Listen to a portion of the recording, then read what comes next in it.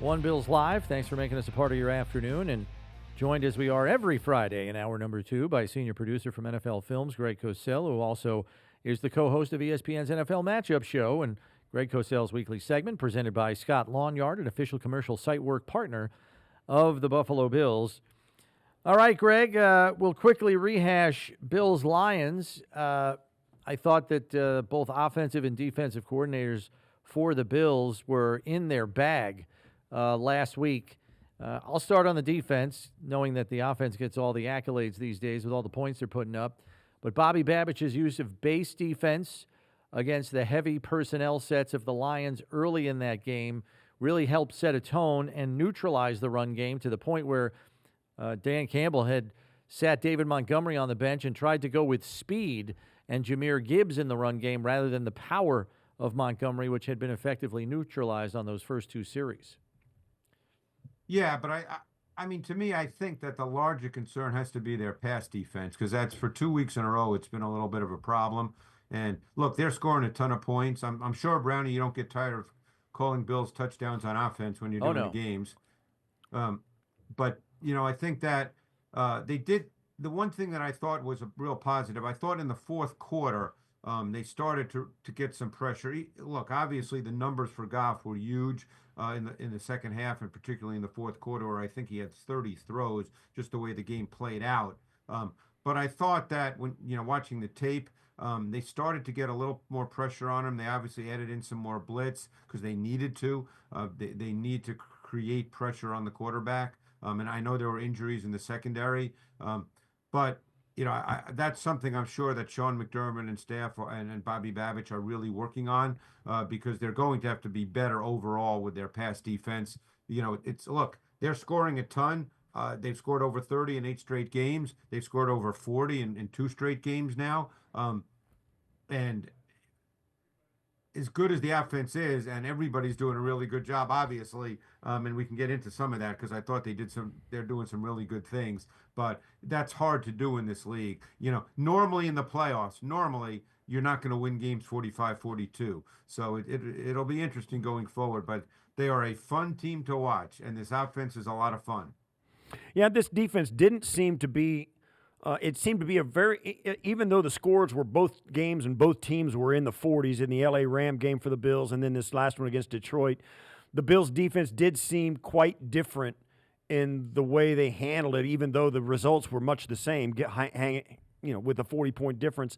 I thought the one play, Greg, that I thought that changed everything in the second half of this game was the 61-yard touchdown to Amon-Ra St. Brown, because the Bills had him up against the ropes, and when they scored so quickly with that, all of a sudden the dynamics of the rest of the game, the end of the game, changed because the Lions were right back in it. Yeah, that was 3rd and 17 also. Yeah. So, you know, when they got – I was watching – you know, there were 2 really big 425 games, and I was jumping back and forth with each game.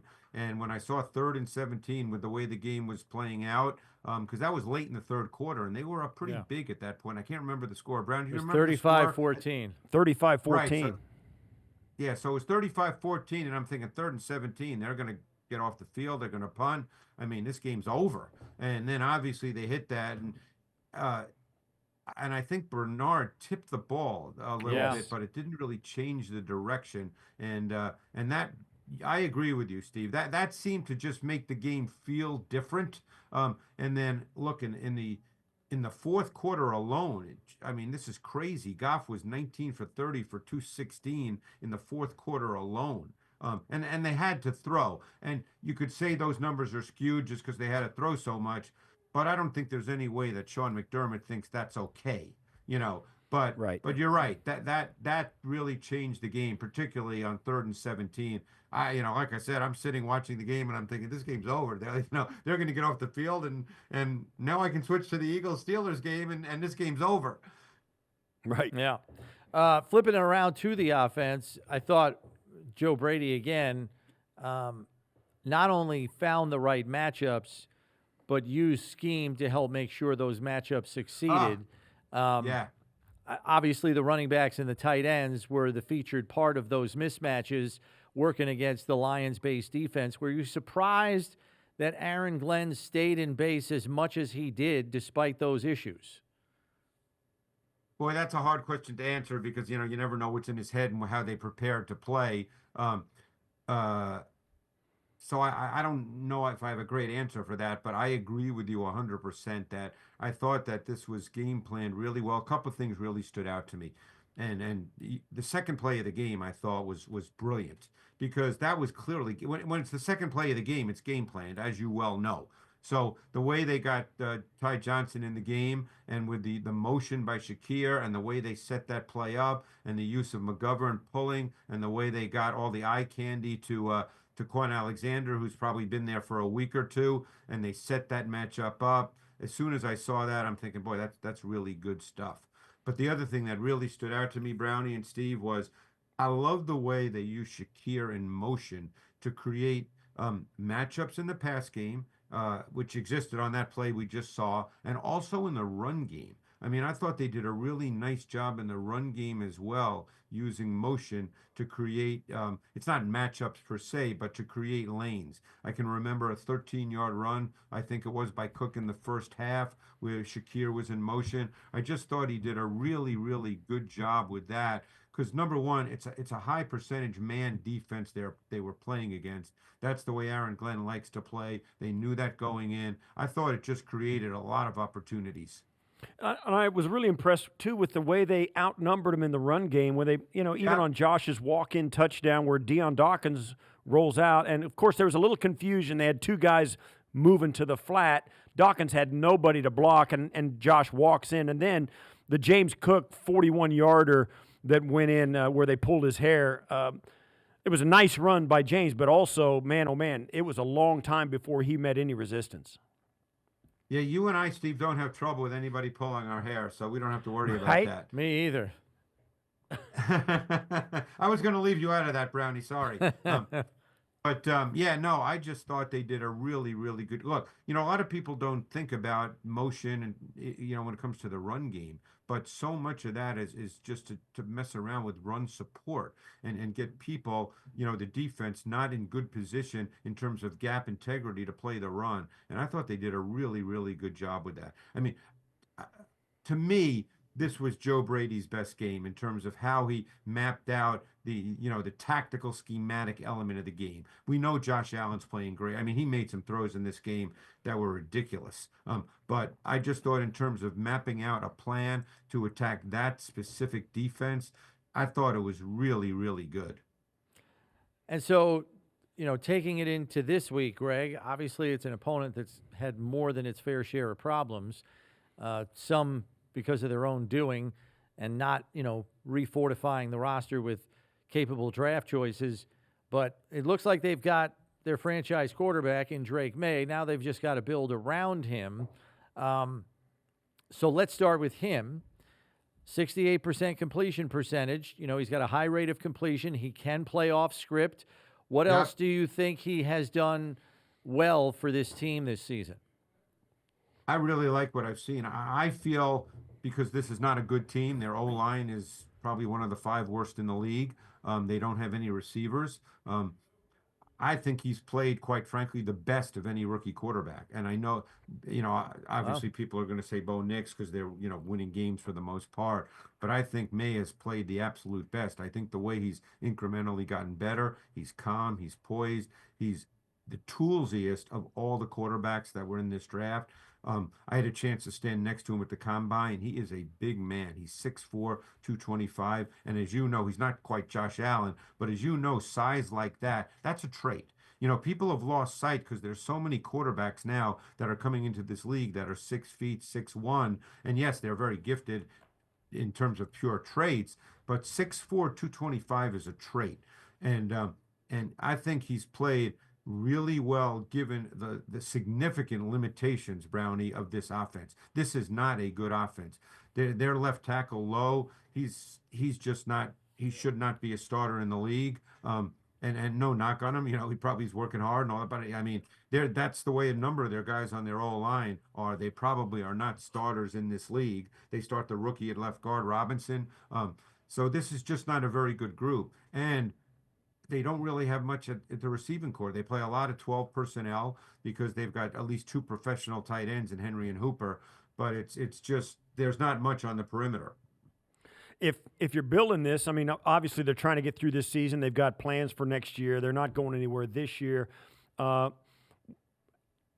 Is it just as simple as throwing in getting a better offensive line and building it all on the offensive side? What about the other side of the football? And for a team that has been so good defensively for so long, you look at Christian Gonzalez and say, okay, there's one guy, and then where do you go from there? I don't think they're bad defensively, but I think, it becomes a team game, Steve, as you well know. I mean, their defense is I think it's got some pretty good players. I think they do a lot of things. There's a number of multi-dimensional players that line up in different spots. Marcus Jones is a very intriguing player. He plays corner, he plays slot, he plays on the back end. I've always liked Jelani Tavai. I think he's a nice player. They've got some pretty good D linemen. It's not, if you just look at the players they have on their defense, you would not say this is a bad defense. Now, having said that, I'm not suggesting they're going to go shut down the Bills, but I think offensively has been the larger issue. They've not been able to really develop a consistent run game because of their O-line, and they need to have a really strong run game. Now, they've been better at it in recent weeks, but still not quite good enough. So, defensively, I mean, some of the guys who play up front, they've gotten a really nice season from Anthony Jennings, former Alabama player who plays on the edge.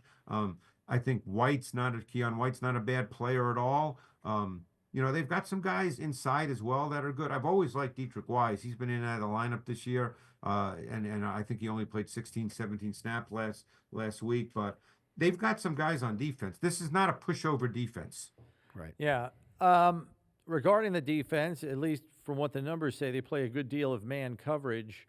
Yes, they do. The Bills have carved up man coverage this season, whether it was the Lions last week or Jacksonville in week 3, two of the more heavy man coverage teams. Are you anticipating that New England's going to try to maybe mix it up a little bit after seeing the results of those two games on film? I mean, you would think, you just don't know. I mean, this is sort of who they've been all season, Brownie. You don't know. I mean, Gonzalez has predominantly become a matchup corner. Who plays not every single snap, but a meaningful amount against the opposing team's best wideout. I assume that would be Cooper, since he's lines up outside, where Shakir is much more of a movement guy. But I would think this is who they are. I mean, they're very situation based as well. They play dime. They also play at times they play 7 defensive backs. So they play a lot of different people. And they get meaningful snaps from a lot of people. So we'll see. Like I said, it's not a bad defense. I know they've eaten up man coverage, and a lot of that has to do with all the motion elements and the movement elements in the Bills' offense, because that gets a little tough. They get guys off the ball free. They get adjustments by the defense. So we'll see. But this, from a defensive standpoint, this game's not a pushover. How much have you noticed between each of their offensive or defensive coordinator? What have they done to help this team, play better? Like Drake Maye, what have they done that has made him successful, where so many other teams get a rookie quarterback, whether the guy's gifted or not, and can't get out of his way? Well, I think one of the things that I think with Maye is number one, they play a lot of 12 personnel. I mean, they're one of the higher percentage 12 personnel offenses in the league. And normally, that's not going to be the case with the Bills, I'm sure. But normally, when they do that, they're going to get a lot of base defense from the opponent. Now, the Bills are essentially a nickel defense. So that's how they're going to play. But normally, they'll get a lot of base personnel. When you get base personnel, Steve Brownie, you know this, you tend to get a lot more sort of predictable front looks, predictable coverage looks at a base, because normally at a base you don't get the pressures and that you do when teams are in their subs defenses. And the one thing I have noticed about Maye, and this is a tribute to him, is if he doesn't see it, he'll check it down pretty quick. And he doesn't take negative plays, a lot of negative plays. Now he's going to get some because the O-line's not very good, but he's not one of those guys that holds the ball waiting for things to happen. He's going to get rid of the football. Now, he'll miss a throw here and there, I wouldn't call him scattershot, but he's probably missed a few too many here and there. But he's just done a really nice job in terms of getting the ball out. And it's funny. I was watching Monday Night Football, and I thought Troy Aikman was talking about Caleb Williams, and he said something that I've always believed. But when he says it, it obviously resonates far more than when I say it. And he said that sacks are on the quarterback most of the time, and I agree with that. And Drake Maye, he gets the ball out. He doesn't wait around to see what's going on. Yeah, and even so, New England quarterbacks have been sacked 45 times this year, which might speak back to the quality of the offensive front. Brissett, I don't know the breakdown, but Brissett is a guy that waits around. So yeah, I don't know. Like I said, I don't know what the breakdown was, and he obviously played a decent amount. But me and some of them, by the way, their O-line is just really bad. Right. Yeah, I think it's something like 27-18 is the breakdown there. 27 for Brissett, 18 for Maye. That which makes sense to me. Makes sense to me. Yeah. Jawan Bentley's been out since week 3. I mean, this guy was their leading tackler last year, kind of their defensive leader. How much have they really missed him? Because you look at last week's game in Arizona, they're coming off the bye, Greg, and they just looked flat and non-competitive for long stretches of that game. And I just don't think – I think when you miss a defensive leader like a Jawan Bentley, I think it hurts your team to be up for games like that, even in a lost season. Yeah, they were really bad on third down, too. Murray killed him on third down, and he killed him from the pocket. Bentley's a good player. They've been playing in their base is basically a 5-2, and the other stack backer with Tavai has been Taki, who was with Cleveland in previous years. But Bentley's a good player. They miss him a lot. That's a big deal. Now we'll see what they're in. Because we know that the Bills will line up with 12 personnel. Look, I thought the Bills. Another part that I wanted to mention about what the Bills did.